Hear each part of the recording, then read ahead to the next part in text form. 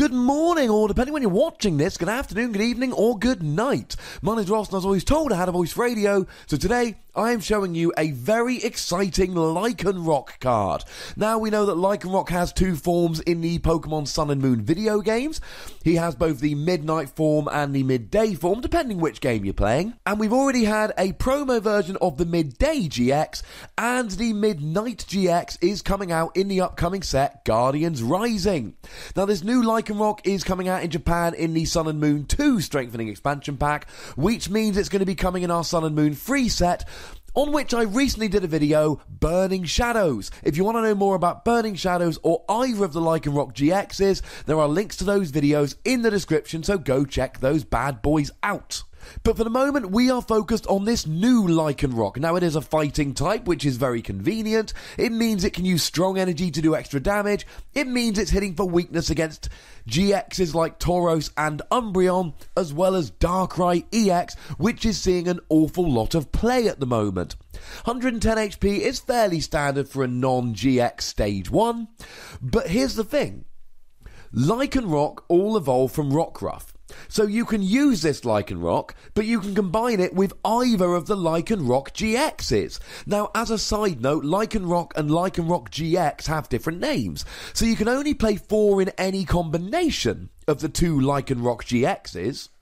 But then you can also play 4 non-GX Lycanroc as well, and that's really quite good. The Midday Lycanroc GX is really good just on its own as an energy denial deck.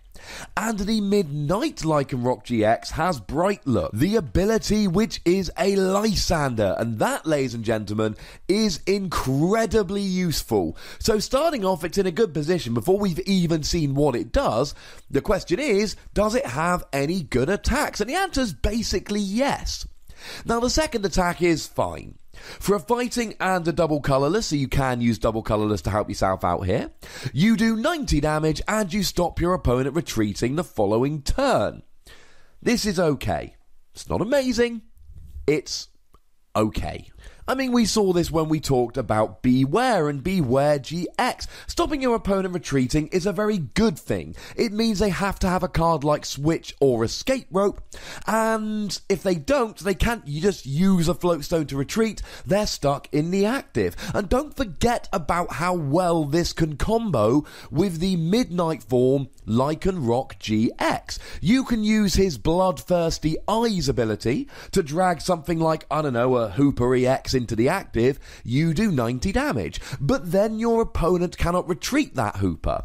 Now, maybe they've got something like a Switch or an Escape Rope, but if they don't, that Hooper's going to stick in the active, which means that you can attack again with Lycanroc, do an extra 90 damage, which means you're now doing 180 in total and getting a KO on that Hooper. 2-hit KOing a Hooper without having to use a GX, giving yourself an extra turn to set up, is really quite nice. Now, if your opponent plays a Switch or an Escape Rope, that's a very bad thing. But as much as I'm not a huge fan of this attack, it's one that you need to keep in mind. I don't think it's the main attack you'll be using. I don't think it's the basis of the deck. If you really want to play a deck that stops your opponent retreating, play Beware, because he can do it for a double colourless and combo nicely with Vileplume to stop them playing Switch and Escape Rope. But as an extra option in a deck that's playing this anyway, it's pretty cool. No, the attack I really like is the first attack, Dangerous Claw. You get to do, for a single fighting energy, 30 damage. That's not very good. But if your opponent's active Pokemon is a basic, this does 30 more damage. Now, there are several reasons why this is a really good attack. I'm going to try and spell them out for you. First of all, 60 damage is what it takes to KO your average basic evolving Pokemon. So if you take something like a Rowlet, for instance, 60 HP, you get a one-hit KO. Take something like a Fomantis. 60 HP, you get a one-hit KO. You will even be getting a one-hit KO on opposing Rockruffs, but that seems a little bit cruel. Now, some of these evolving basics have 70 HP. Take this Litten, for example. But that's okay, because with a strong energy, you're now doing 80 damage. So firstly, you're doing enough to KO evolving basics, yay. Secondly, you can use strong energy to put it up to 80, Yay. Thirdly, we've got Choice Band here. Choice Band means that you're actually now, to a basic, doing 110 damage. 60 base, plus a 24 strong energy, plus a 30 for Choice Band, which is going to be 2-hit KOing pretty much anything. Argument's sake, Mega Gardevoir, 2 hits from this, and you will be getting a 1-hit KO on Mega Gardevoir. Now, when we're thinking 110 HP, we should be thinking, hang on a second, that's the exact amount of HP that Shaymin has, and it is. But please don't forget that Shaymin has a resistance to fighting. Now that's not the end of the world, but it means you'll need to do something else. Maybe you play a Professor Kukui to do an extra 20 damage, 130 take away the 20 resistance is 110. Or maybe you play Magnetic Storm, the rarely played Stadium card that takes away resistance. And really long time listeners or friends of mine will know how much I loved Ruins of Alph back in the day. And that will take away Shaymin's resistance, allow you to get a 1-hit KO. Now at this stage we're asking for a strong energy and a Choice Band and either a Kukui or a Magnetic Storm. That is becoming quite a lot to ask for. However, it's a 1-hit KO on a 2-prize Pokemon for a single energy. That's pretty nice. And don't forget you're using, or at least you've got the option to use, the Midnight Form Lycanroc GX, which means that you can pull the Shaymin into the active using that Lycanroc without having to play something like a Lysander. And of course, whereas it's hard to search Lysander, unless you use a Versus Seeker and it's in your discard pile, you can search Lycanroc using something like, for instance, an Ultra Ball. So this can become a fairly effective Shaymin killer here. Just as a quick side note, I know I'm referring to them as Midnight Form and Midday Form to differentiate the two GXs, but in the trading card game they are both just called Lycanroc GX, so it is 4 in any combination of them. They do have the same name officially in terms of the card. And let's not forget that I told you that you're hitting for quite nice weaknesses here. And I'm basically thinking Tauros GX and I'm thinking Darkrai GX. Both of them have 180 HP, which is quite high. But of course, both of them are basic Pokemon, which firstly means you get to do the extra damage, but secondly means that they will invariably be using a Fighting Fury belt, so they'll both be going up to 220 HP. Well, if you've got a strong energy and a Choice Band meaning you do 30 more to EXs and GXs, then you're hitting for 110, 60 base, 20 for the strong energy, 30 for the Choice Band, which doubled with the weakness means you're hitting 220.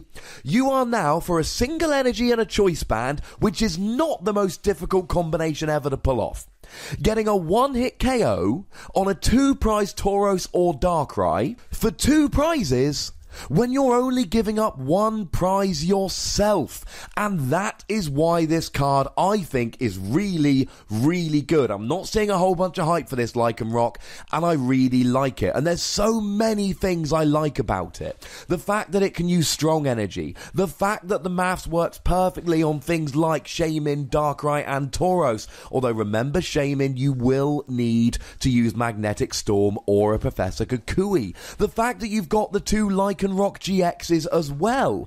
You've got the Midday Form, which you can use to deny energy and combine with stuff like Crushing Hammer and Enhanced Hammer, and the Midnight Form, which, if I'm being perfectly honest, I'm not a huge fan of the attacks, but I am a huge fan of the fact that he's got the really, really nice ability which acts like a Lysander. And of course, the Lycanroc GX Midnight Form has got a fairly decent GX attack, which does 50 damage for each of your opponent's bench Pokemon. So that's likely to get you a big KO at some point during the game, and that's only for 2 energy. I like this Lycanroc a lot, but it's not good enough on its own. Because if you're not against a basic, then it doesn't really do enough damage. It's a little bit weak.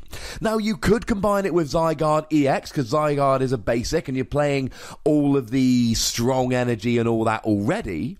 But really here, I am a fan of just playing a Lycanroc deck. And although in isolation I prefer the midday Lycanroc, with this one I love the midnight. You've got the built-in Lysander, you've got the really nice 2 energy GX attack, and I know your opponent can limit their bench to stop you doing all that damage. Fine, they are deliberately limiting their bench and spiting themselves, I'm okay with that. And then against all these basic decks, you are just completely cleaning up with this Lycanroc. Whether it's really good enough against evolution decks, I'm not 100% sure, but you're playing a stage 1 that attacks for 1 energy. You can play other cards along with it. And that's why I am happy and willing to give this Lycanroc 4 Wassies. And on my notes I've written, is 4 Wassies too much? I think some of you might think so.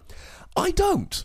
This is a superb 1 energy attack on a stage 1 that naturally combos with other good cards, and I think 4 Wassies is good. But if you disagree, that's why I've got a comment section. Go nuts, be nice. There are buttons to both like this video and subscribe to this channel, you know the deal with those. Make sure you're following me on Twitter @TheWassie, and the most important thing as always, look after yourselves until next time. Thank you very much for watching. My name's Ross, and you've been watching PTCG Radio.